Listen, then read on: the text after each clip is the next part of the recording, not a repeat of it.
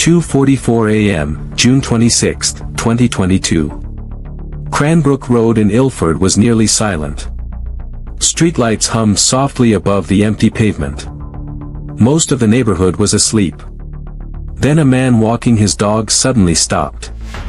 "Wait, what's that?" he muttered, pulling the leash tighter. A figure lay on the ground ahead. At first he thought someone had fallen. But as he stepped closer, the reality hit him like ice in his veins. "Oh my God, miss. Can you hear me?" The young woman didn't answer. Her breathing was shallow. Her clothes were torn. Blood stained the pavement beneath her.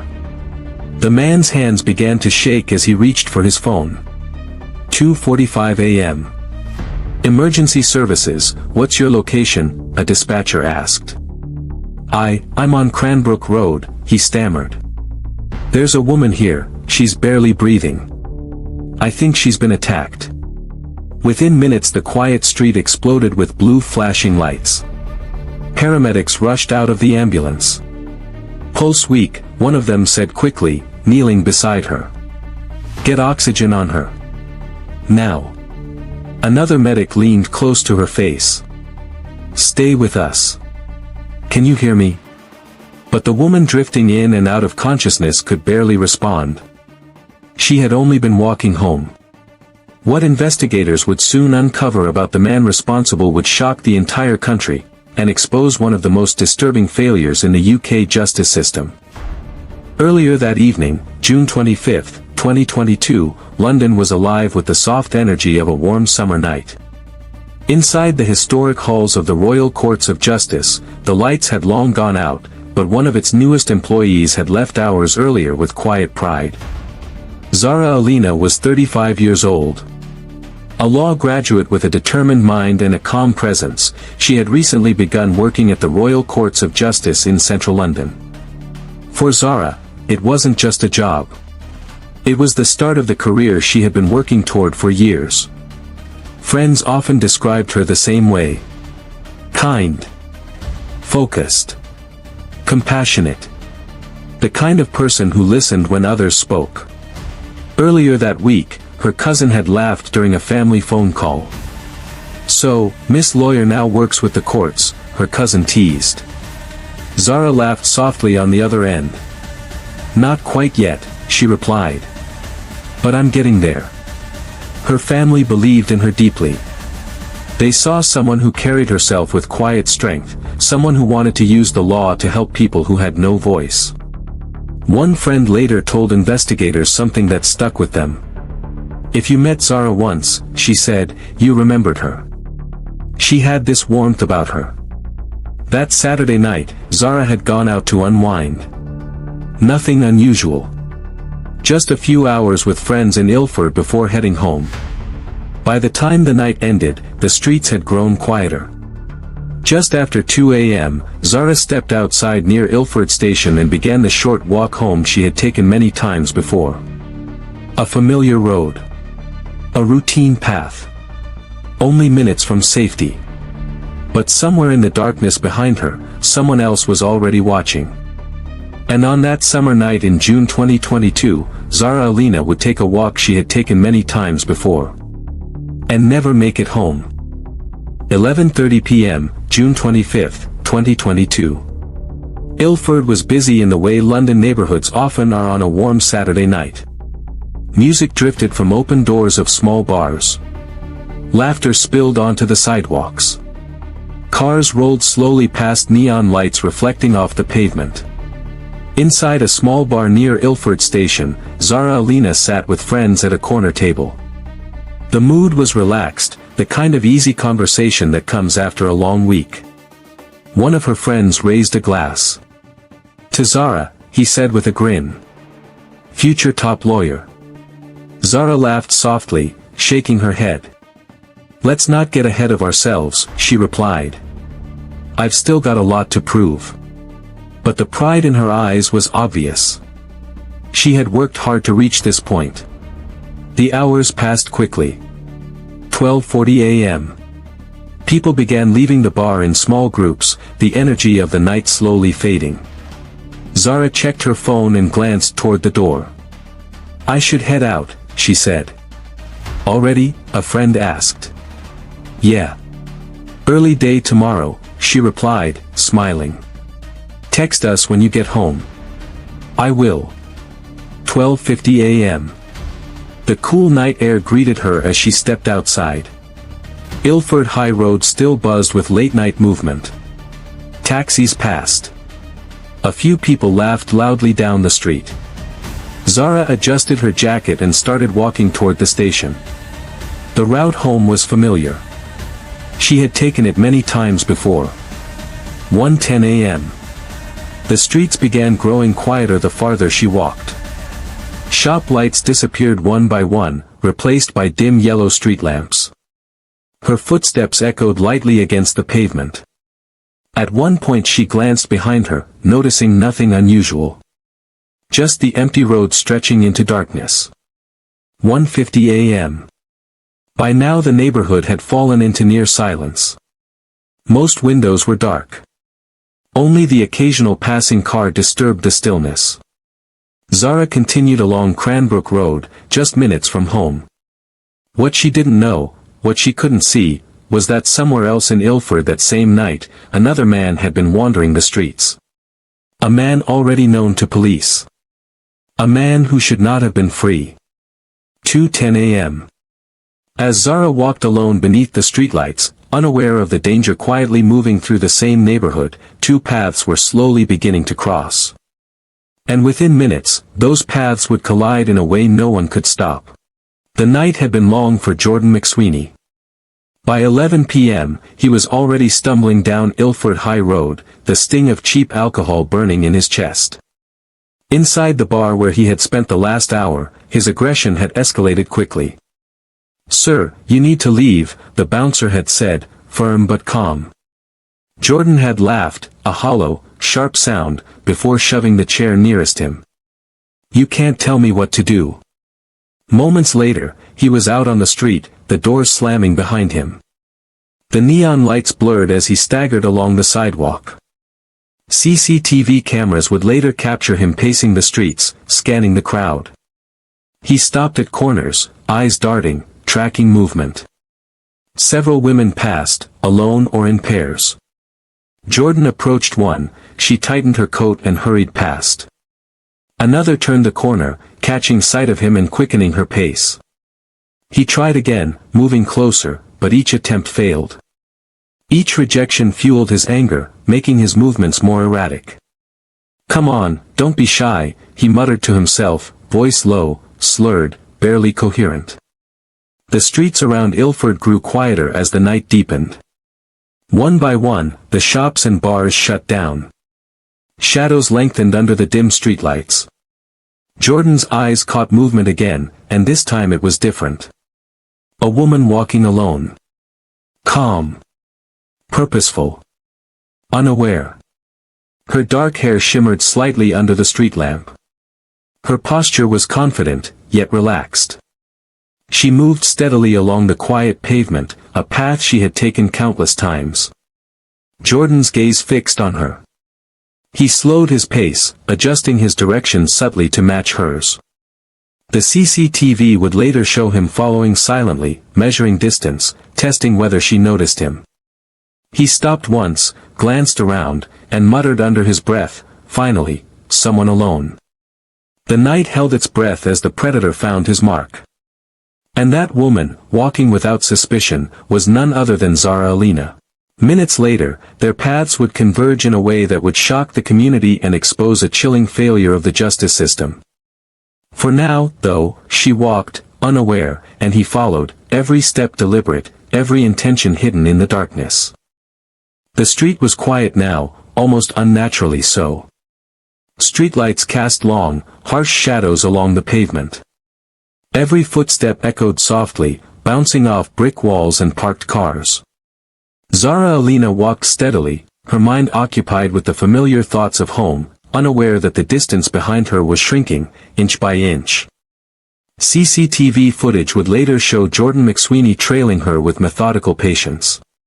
His movements were deliberate, measured, yet unsteady from the alcohol he had consumed hours earlier. He paused occasionally, adjusting his path, ensuring he stayed just out of sight. Zara's steps echoed softly, sneakers brushing against the pavement. She glanced at her phone, checking the time. Nothing felt amiss. The street was empty, save for her own shadow stretching across the dimly lit road. McSweeney followed in silence, shadow merging with hers in certain patches of light. The rhythm of their steps created a tense cadence, Zara's light and airy, McSweeney's heavy, irregular, deliberate. A faint breeze rustled through nearby trees, whispering through the empty street. Each flicker of movement in the peripheral vision could have been anything, a stray cat, a passing car, but for McSweeney, every step brought him closer to a plan that had formed in his mind since leaving the bar. Zara adjusted her jacket, shivering slightly under the night air, and quickened her pace. The quiet street amplified every sound, a distant dog barking, the rattle of a loose shutter, her own heartbeat echoing in her ears. McSweeney's shadow loomed larger, shifting closer with each step. His gaze remained locked on Zara, calculating, predatory, yet cautious. He made sure to match her pace without startling her. Every movement was deliberate, every step measured against hers. Zara's heels clicked softly against the pavement, footsteps now almost a duet with the unseen figure behind her. She paused briefly, glancing over her shoulder. Nothing. Empty street. Just the flicker of shadows and the distant hum of a streetlight. McSweeney's hand tightened slightly, fingers curling. The silence stretched, punctuated only by the rhythm of their steps. The tension was suffocating, every second drawing them closer, suspense building like the tightening of a wire. And then, in the stillness of the quiet residential street, with the shadows dancing along the walls, the narration slows, the music drops. Then suddenly, he lunged. The quiet of the residential street shattered in an instant. One moment, the woman's footsteps echoed lightly against the pavement, the next, a sudden force grabbed her from behind. She stumbled, instinctively kicking and pulling, but the figure was relentless. He dragged her into the shadows of a narrow driveway, away from the faint glow of streetlights. She fought with everything she had, clawing at his arms, twisting her body, trying to break free. Her heart raced, and panic surged, yet her mind clung to one thought: she had to survive. "You won't get me," she gasped, voice shaking, as she struggled to push him away.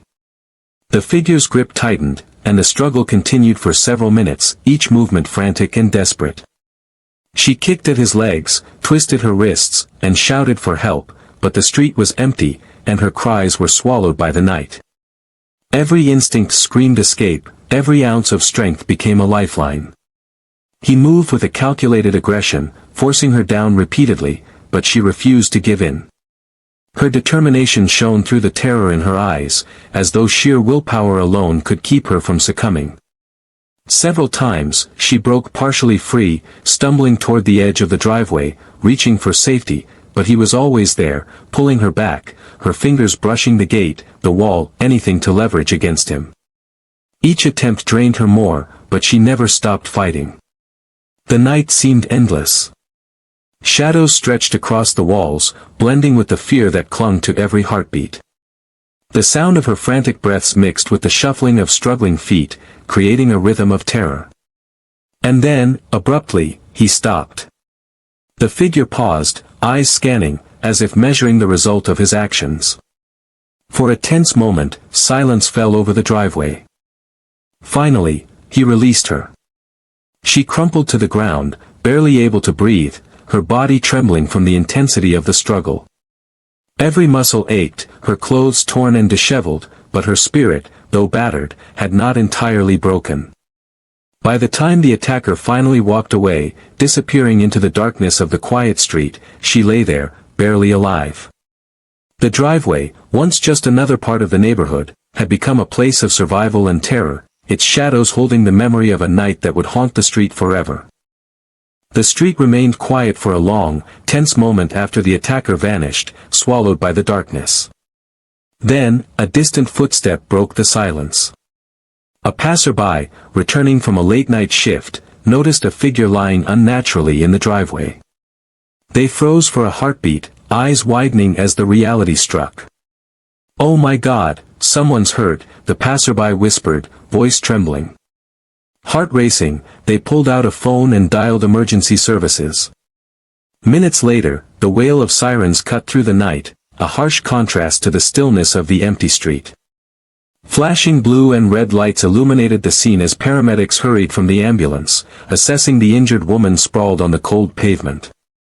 "Stay with me, we're here now," one paramedic said, kneeling beside her. His gloved hands checked her pulse, murmuring calm reassurances. She groaned softly, eyes fluttering, each breath ragged, shallow. Bystanders gathered cautiously at the edges of the driveway, murmuring in shock. Shadows from the streetlights danced across terrified faces. Some whispered prayers, others stared in disbelief, unable to comprehend how a quiet residential street could hold such horror. The woman struggled weakly, trying to push herself upright. "Help, please," she gasped. Her voice was faint, barely audible over the rushing movements of the paramedics. Paramedics moved quickly, lifting her onto a stretcher, securing her with practiced efficiency. The ambulance doors slammed shut, and the vehicle sped toward the nearest hospital. The sirens blaring against the night air, each second stretching unbearably.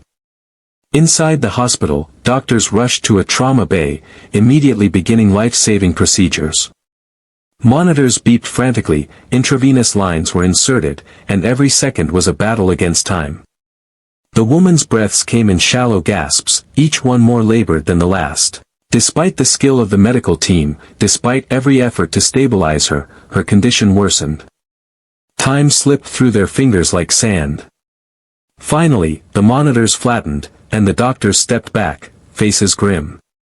In that sterile, bright hospital room, a promising life, ambitious, kind, full of potential, was extinguished. The news rippled beyond the street, through the community, and into the city itself. A promising life had been taken in one of the most brutal street attacks London had seen in years, the narrator intoned, voice heavy with sorrow, echoing the shock and heartbreak that now enveloped everyone who had glimpsed the aftermath of that fateful night. The following morning, the street had returned to its usual quiet, but the shadow of the previous night lingered. Police swarmed the area, tape cordoning off the driveway and the surrounding pavement. Officers photographed every angle, careful to preserve even the smallest detail. Back at headquarters, the investigation began in earnest. CCTV footage from the surrounding streets was pulled, frame by frame. Each clip told a story, a man stumbling from a nearby bar, lingering near darkened streets, watching women pass by, shadows merging with his figure. The detectives leaned closer, scrutinizing every movement, every subtle pause. "Pause it there," one officer said, pointing at the screen. The man's face was flushed, eyes darting, posture tense. "He's following her," another replied, voice tight with disbelief. The footage replayed the quiet residential streets, showing the fatal approach, the stalking, the unbroken trail of intent.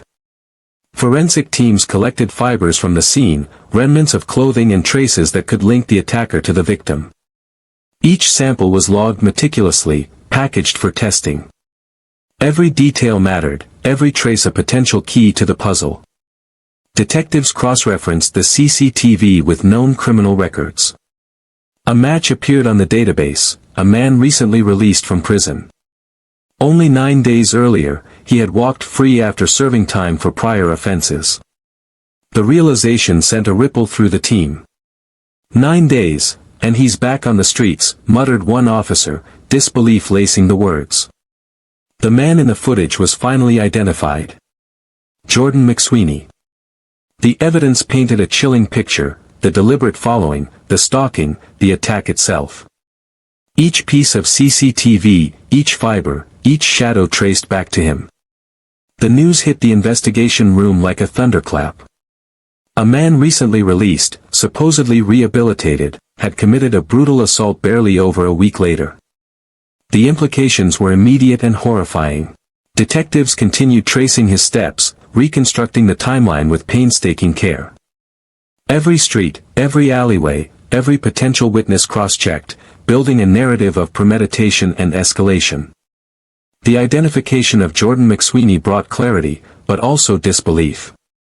A man, free less than 2 weeks, walking the same streets, following, hunting, striking. The city felt smaller, darker.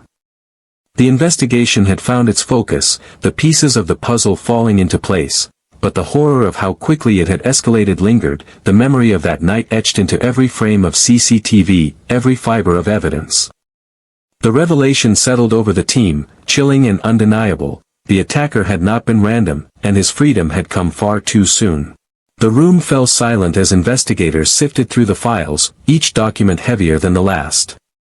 Jordan McSweeney's record was long, a litany of offenses spanning years, assaults, threats, prior stalking incidents.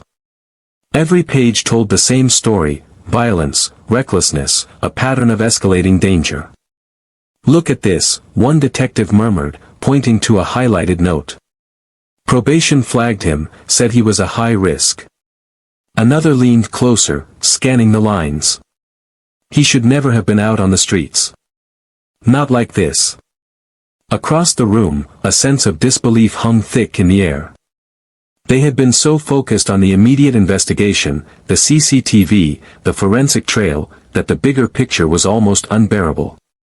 All along, warning signs had been ignored. Probation reports, prior arrests, and behavioral notes painted a clear portrait of a man likely to strike again. A junior officer shook her head. 9 days. 9 days since his release, and this happens. Her voice was quiet, almost broken, carrying the weight of the preventable tragedy.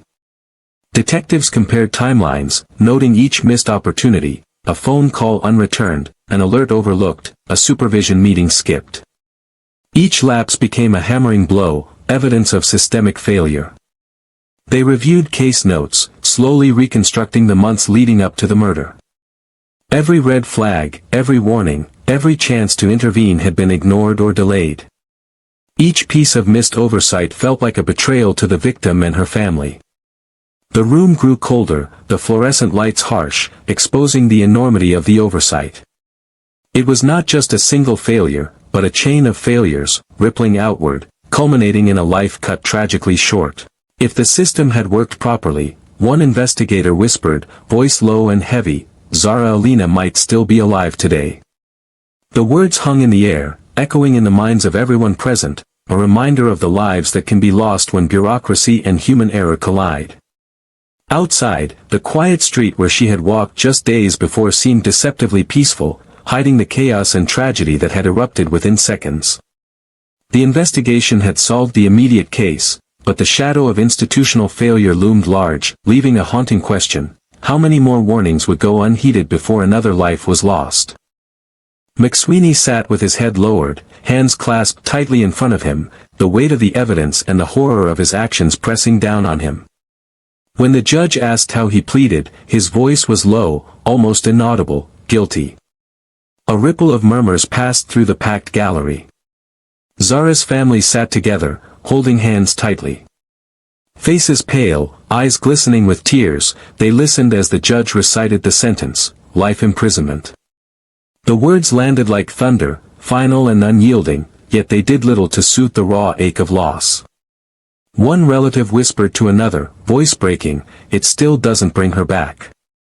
Outside the courthouse, the tragedy took on another dimension.